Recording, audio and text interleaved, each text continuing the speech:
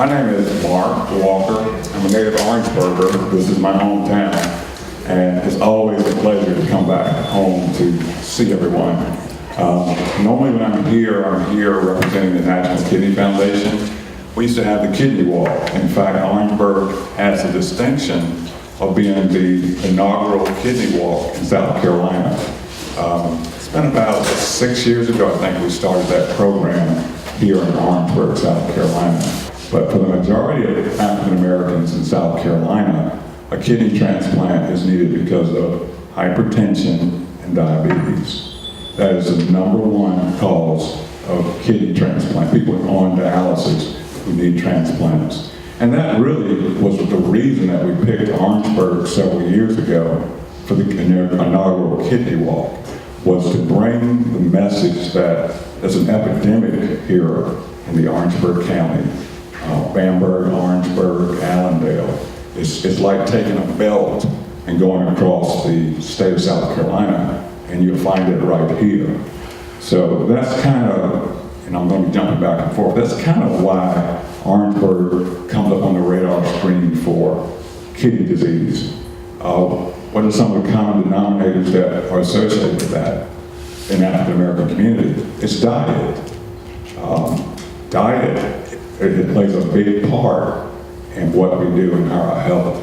Exercise, we've got to exercise, watch what we eat, and then also we got to go see the doctor. My name is Jalal Hakmi. I'm a nephrologist. I work here in Orangeburg.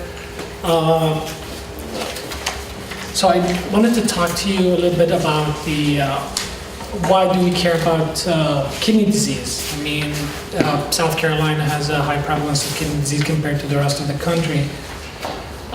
But in general, even in the United States, the burden of kidney disease is very high.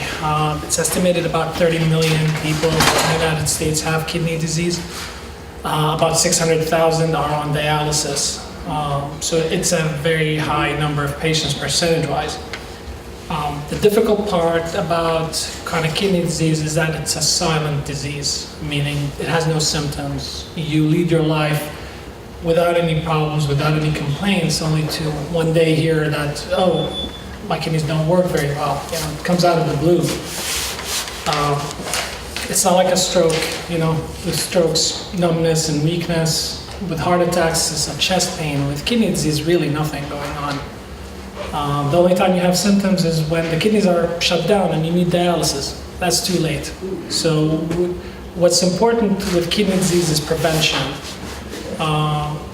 Because when the kidneys get injured, they kind of scar down, and whatever scars down doesn't come back.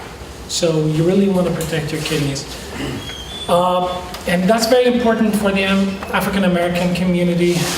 Compared to Caucasians, they're 3.5 times more likely to have chronic kidney disease.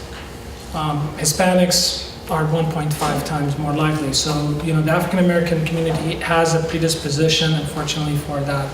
Doctors are a good thing. So they're from the Lord. God gives us things to help us. He can do it himself. We can send agents like doctors to give us information so we can apply these applications to our life and be better. This whole forum here is about information and access. And we heard all the numbers and heard all the statistics today. Quite frankly, pretty alarming.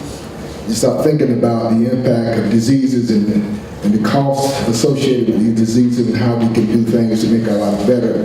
We need to have meetings, and since we've come to hear this, now we become the choir. We got to communicate this. We got to cascade this information to our community for those who are not here, who hadn't heard, so they can have better information, so they can actually live better. Hi, I've got 3 outstanding young people who are here this afternoon for this important program.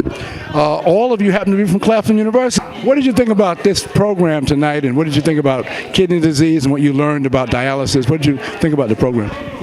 Tonight it's been very insightful because I didn't really know anything about it before I came here. So I learned a lot from the doctor that came in and spoke to us, and I'll take that back to my family. Have any of your families had to suffer from kidney disease or any of these ailments that you know of in your family? Not specifically kidney disease, but definitely something that leads to it.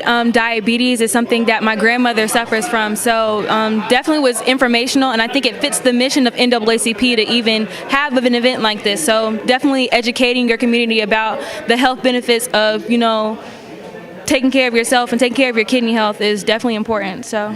Of St. Paul Baptist Church. Of course, this is a program about health. How important is it that churches like yours and Mount Pisgah are involved in the life of the community in terms of the health of your parishioners? We have to learn the importance of taking care of our bodies, because our body is a tabernacle in the flesh, a dwelling place for the Holy Spirit. And many of us know how to do church, but we don't know how to take care of ourselves. And what we eat is very important. So I believe as a pastor coming along together with Mount Pisgah is very important because we need to educate our people about the importance of health.